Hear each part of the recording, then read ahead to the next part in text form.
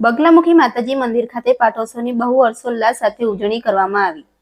દાહોદ શહેરમાં ઠક્કરબાપા સર્કલ પાસે આવેલ ઉજ્જવલા બેંકની પાછળ બગલામુખી માતાજીનું મંદિર આવેલું છે, જ્યાં માતાજીના પાટોત્સવનું આયોજન કરવામાં આવ્યું હતું।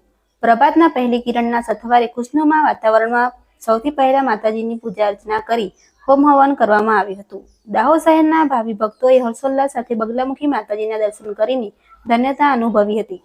ત્યારબાદ સાંજના સમયે મહાપ્રસાદીનું આયોજન પણ કરવામાં આવ્યું હતું, જેમાં દાહોદ શહેરની ધર્મપ્રેમી જનતાએ બહુ મોટી સંખ્યામાં મહાપ્રસાદનો લાભ લીધો હતો। અહેવાલ शैलेश राठौड़, दाहोद। पीताम्बरा बगलामुखी का पाटोत्सव समारोह है।